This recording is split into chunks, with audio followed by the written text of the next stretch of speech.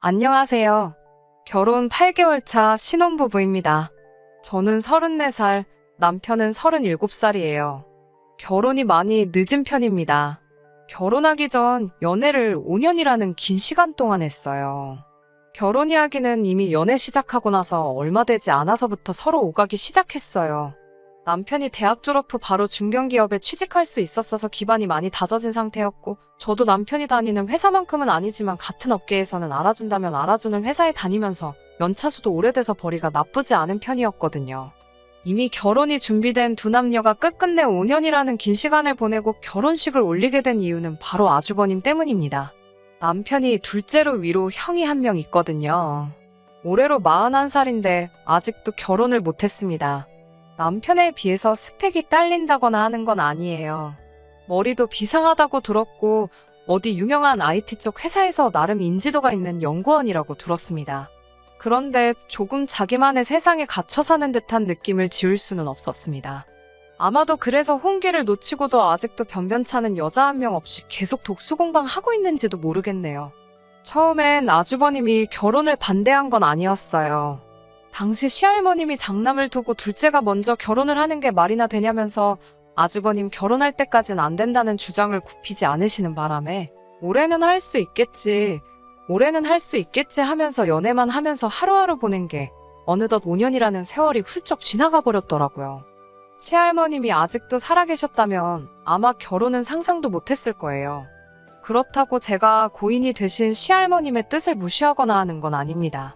다만 아주버님에 대한 애착이 대단하셨기 때문에 효자이신 시아버지께서 절대 시할머니 뜻을 거역하지 않으실 거란 거는 이미 알고 있었기 때문이에요. 시할머님께서 돌아가시고 나서 그제서야 정신을 차리신 시아버지 주도로 저희 결혼식이 차근차근 준비되기 시작했습니다. 그래도 결혼을 전제로 아주 오래 긴 시간 동안 연애를 해서 그런가 애초에 저와 남편이 모아놓은 돈이 상당했어요. 어차피 결혼을 할 것이란 걸 알아서 그런지 연애하면서도 결혼하면 어차피 전부 우리 돈이라는 생각이 들어 쉽사리 지갑이 열리지 않더라고요. 결혼 자금은 남편이나 저나 회사 들어간 지 얼마 되지 않은 시점부터 열심히 모아 그 돈만 해도 다른 사람에 비해 상당한 액수였는데 장장 4년 만이 넘는 기간을 기약 없는 결혼을 위해 연애만 해와서 그런가 안 그래도 많이 모아놓은 돈에 모인 돈이 더 많았어요. 애초에 처음에는 수도권 외곽에 신혼집을 구할 생각으로 있었는데 시간이 지나다 보니 서울에 전세집을 알아보게 되었고 그러다가도 또 돈이 모이니 아예 대출을 끌어모아 자가를 갖는 게 어떤가 했어요. 다행히 저희 회사나 남편 회사에도 사원들을 위한 주택대출 지원 제도가 있었기 때문에 여기저기서 싹 다 끌어모으니 위치도 좋고 투자 가치도 준수한 데다가 비교적 신축인 아파트를 구할 수 있었습니다. 아무튼 이렇게 결혼식이 일사천리로 진행되고 있던 가운데 시할머님의 뜻을 이어 우리 결혼을 반대하는 사람이 하나 있었는데 그게 아주버님이었습니다. 여태까지 기다렸으면 좀 더 기다려보지 그러냐라는 말을 시작으로 저희가 자기보다 앞서 결혼하게 된 것에 대해 기분 나쁜 마음을 숨기지 않았어요. 하지만 다행히도 이제 시할머님은 계시지 않았고 무엇보다 이제 실질적으로 집안의 가장 큰 어른이신 시아버지의 주도로 진행되는 결혼식을 막을 수 있는 사람은 아무도 없었습니다.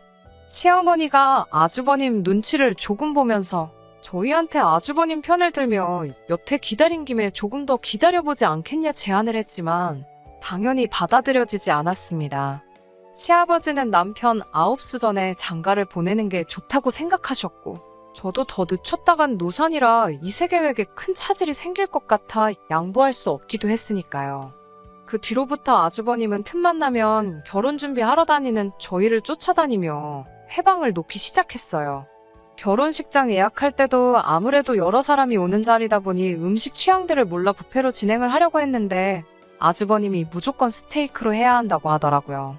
그런데 저희가 결혼할 예식장은 뷔페도 유명한 곳이고 시식했을 때도 남편이랑 같이 먹으며 웬만한 식당 못지 않다고 느꼈던 곳이기도 하고 스테이크도 시식을 해봤는데 아무래도 대량 조리를 해야 하다 보니 고기가 많이 질겼던 느낌이 있어 뷔페로 하기로 정한 거거든요.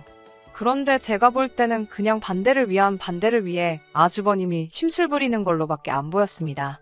누가 부르지도 않았는데 굳이 따라 나와서는 저희가 내리는 결정마다 무조건 반대를 하기 시작했어요.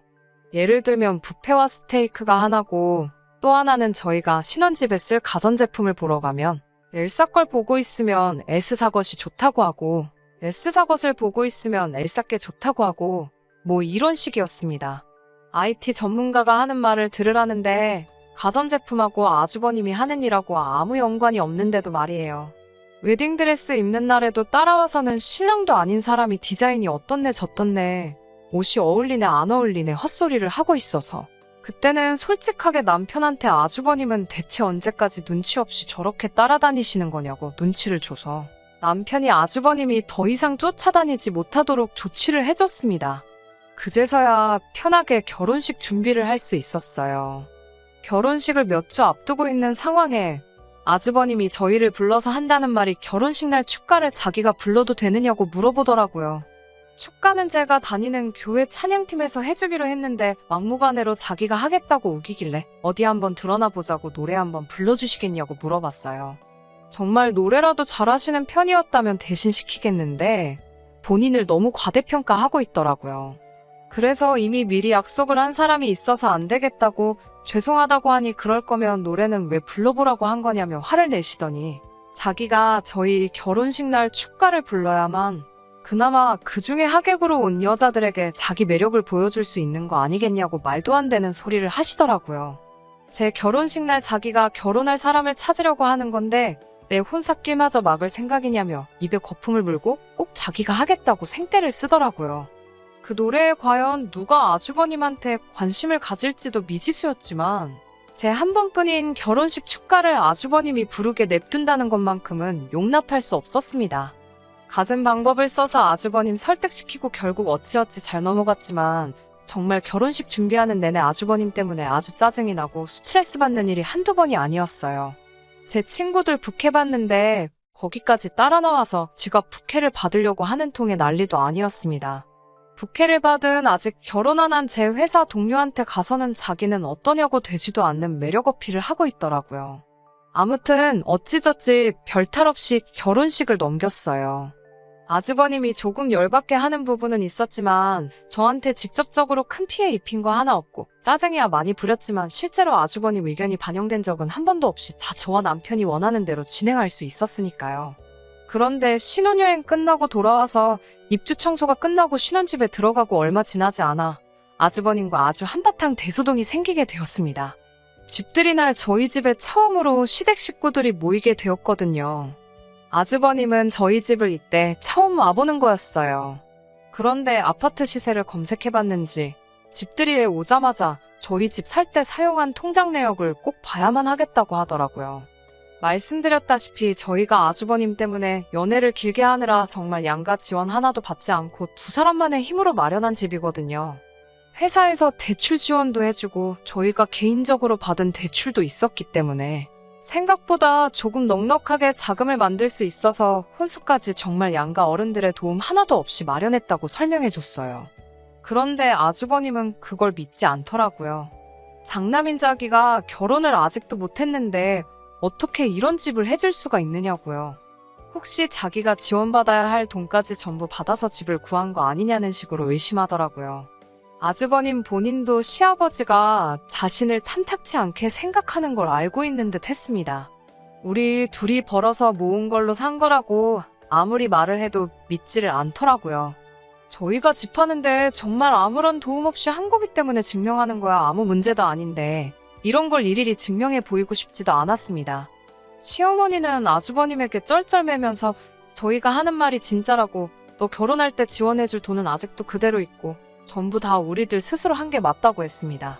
그랬더니 곧바로 태도를 바꾸면서 자기가 아니었으면 이런 좋은 아파트를 자가로 구했겠냐고 전부 다 자기 덕이니 고마워하라고 은혜를 갚으려면 나중에 자기한테 외제차 한 대쯤은 뽑아달라고 하더라고요. 그 자리에서 남편도 기분이 많이 상해 보였지만 저는 정말 화가 머리 끝까지 났어요. 생각해보세요. 제 나이가 이제 34입니다. 지금 남편하고 결혼까지 했으니 다행이지 그렇게 연애만 길게 하다가 헤어졌더라면 저는 결혼 시장에서 경쟁력이 없어지잖아요. 시할머님 돌아가시고 허겁지겁 준비한 거라 사실 그렇게 준비할 시간이 넉넉했던 것도 아니고 준비하면서도 그렇게 회방을 놓았었잖아요. 결혼식도 부르고 싶은 사람 정말 많았지만 코로나 때문에 하객도 많이 부르지 못하고 평생에 한 번 가는 신혼여행도 해외로 나갈 수가 없어서 국내 여행으로 끝내야만 했었습니다. 거기에 이미 아이 갖기에도 늦은 편이라 지금 곧바로 아이를 가진다고 해도 노산인데 이게 다 누구 때문에 늦어진 건데 고작 이런 거 가지고 고마워하라 마라 운운하고 있으니 열이 받더라고요.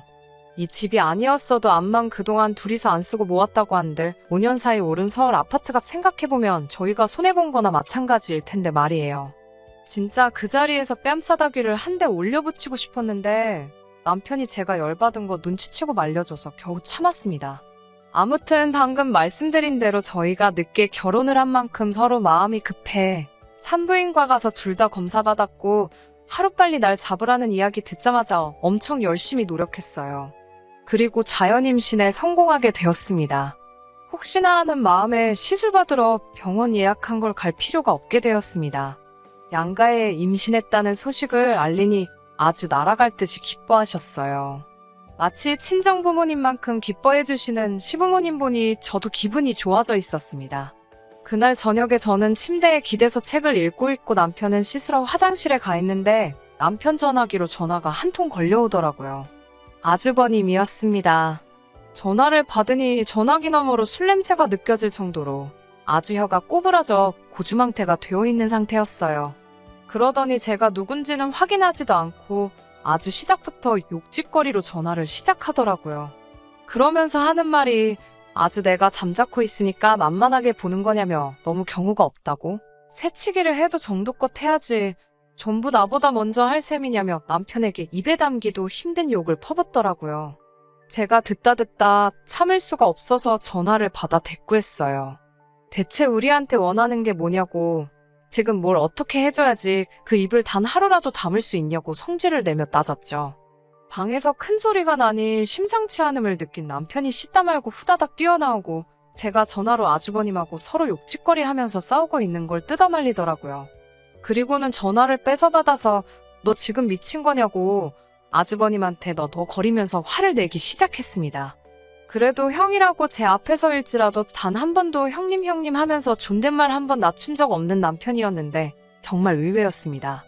아무튼 저도 그동안 참았던 거 한 번에 다 쏟아내기도 했고 남편이 전화기 이어받아서 아주버님에게 욕을 하고 있으니 갑자기 그동안 묶었던 게 한 번에 빠져나가는 것처럼 온몸에 힘이 쫙 빠지더니 방바닥에 주저앉듯 쓰러지게 되었고 그때부터 눈물이 마구마구 흐르더라고요. 정신을 차리고 눈을 떠보니 병원 침대 위였습니다. 다행히 아이한테는 아무 일도 없었다네요. 스트레스 때문에 잠깐 혼절을 했던 거였어요. 병원에는 남편과 시부모님이 혼비백산한 표정으로 저만 쳐다보고 있더라고요. 다행히 뱃속의 아이한테는 아무 이상이 없었어요. 그래도 조심해야 한다는 의사 선생님 말에 다들 안도의 한숨을 내쉬는 가운데 긴장의 끈이 풀리니 다들 그 화가 아주버님한테 향하더라고요.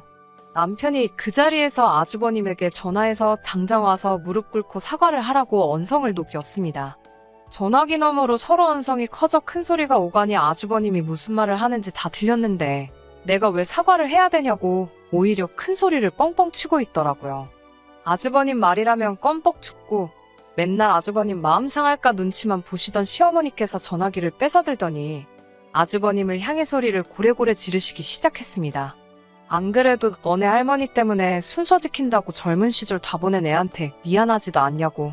그래도 꿋꿋이 기다려주고 마음 변하지 않은 것만 봐도 네 동생은 너 같은 놈이 평생을 걸쳐도 만날 수 없는 대단한 여자를 만난 거라고.